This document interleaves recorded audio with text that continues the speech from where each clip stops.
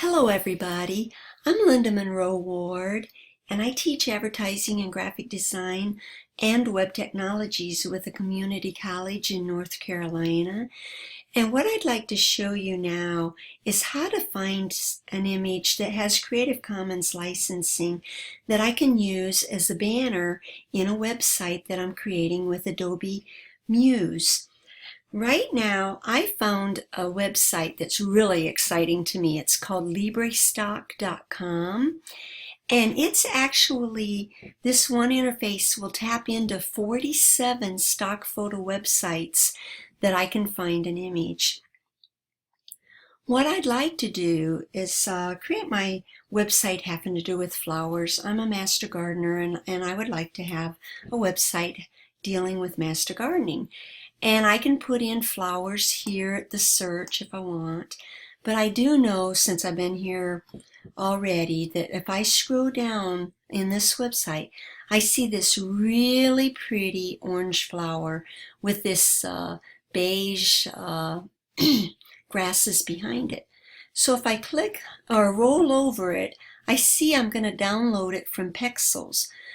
Here's another one from Pexels, this one. Here's one from a website called StockSnap. This one's from Pickles. This one's from Pixabay. And here's another one from Pexels.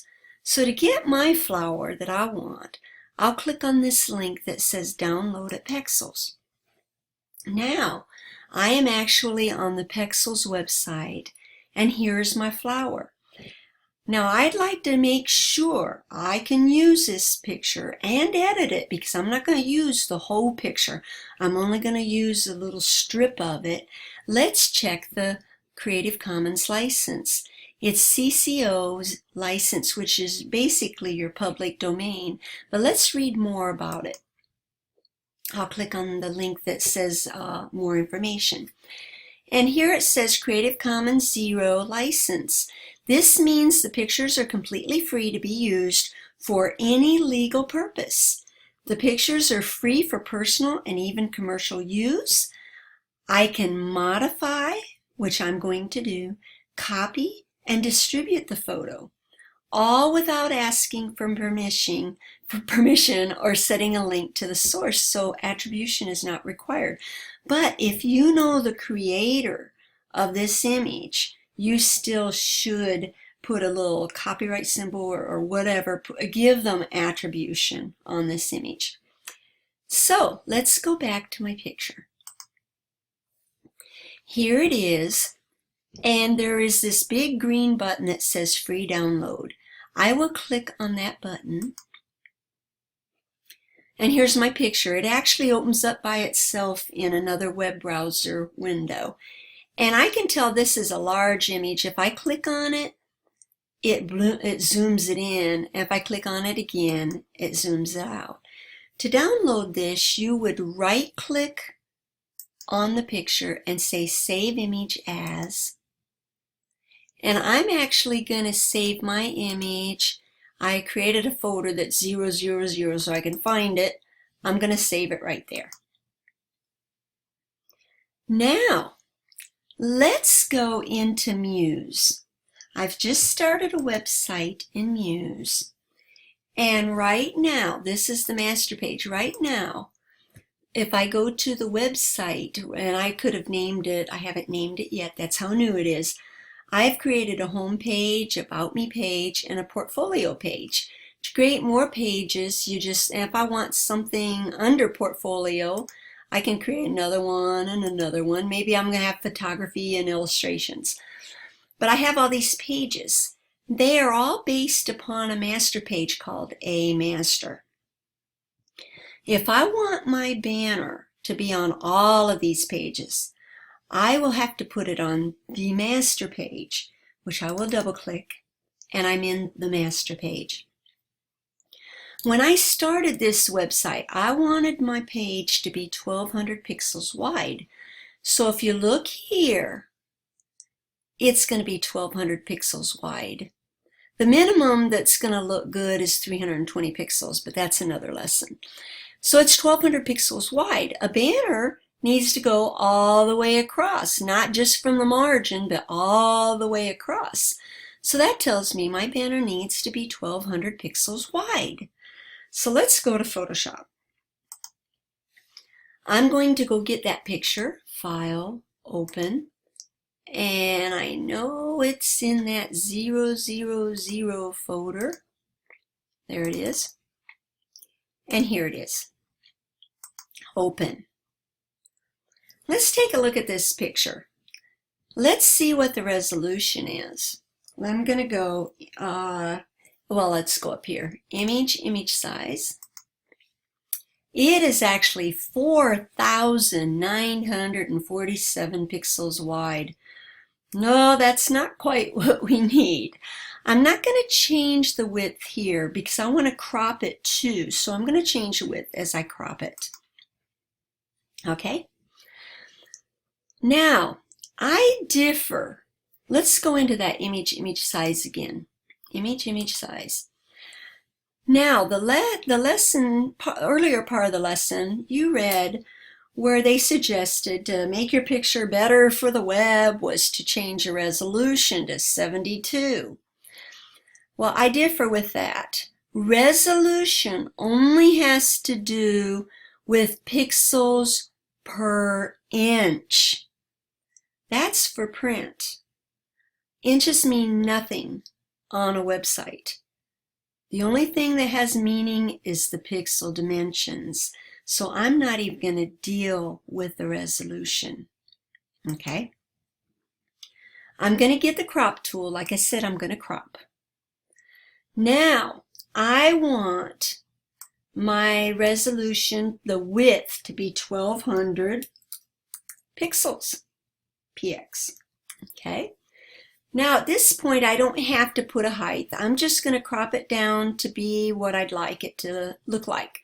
So I will bring this down and I'll put my flower about there, and then I'll bring the bottom up on this crop box, and that's pretty good. I might even drag this in to have that flower at the third mark. This is sectioned off in thirds. Earlier you studied about the rule of thirds. You want the focal point to be at the thirds. So what I'm going to do here is I may go here. Well, let's move this up a little. There, the focal point is right there where this one vertical ruler and this horizontal ruler meets. Now, if I like that, I will click the checkbox at the top of my window here, and there it is cropped. Now to view it in the whole image in the window, I'll go Command 0 or Control 0 on the PC. There's my image. Now that would be a beautiful banner. I could even put the name of my website right in here to the right of my flower. So let me get out of the crop tool. Now here's how I will save it. Go to Image. File, Export, and I'm going to save for Web Legacy. Right now it's set up for JPEG very high, 80 quality. If I look down here, it says it's going to be 80 kilobytes. The file size is going to be 80 kilobytes. Let's check another version. Let's check Ping 24. Okay, it's still going to look good, but it's 353 kilobytes. So I want the smallest file size so that it doesn't take so long to download into a person's browser that's trying to view it. So I will go ahead and choose that JPEG. And I'm going to keep it at very high. And that looks really good. Now let me save it. I'm actually going to name it. Let's go to my folder first. I'm going to name it, and now I'm going to talk to you a little bit about naming conventions for the web. It's best not to have capital letters, and you do not want spaces, and other than the underscore or hyphen, you do not want any other special characters. So I'm going to save this one as flower banner, and it's a JPEG, and save it. I could have put a hyphen in there too if I wanted. And there it is. Now, let's go to Muse. Here's my web page. Well, it's really the master for all my web pages. Let's go File, Place, and go get that banner image. It is actually on my desktop in the Zeros folder, and there it is, Flower Banner. I will go Open.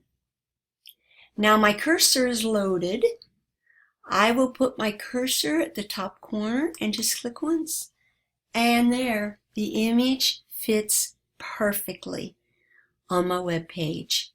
Now let's go to the website.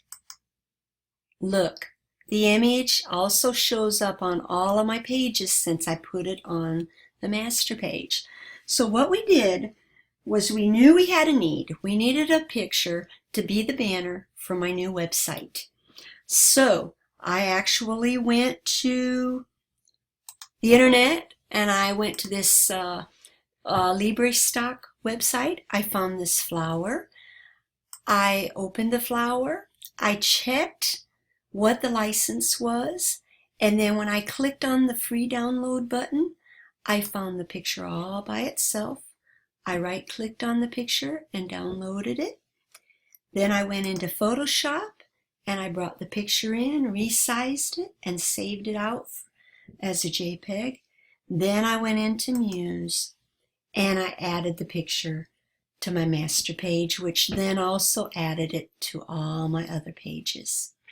So those are the steps I took from seeing a need that I had to hunting for an image that I have the legal right to use, editing the image, and actually putting it into my website.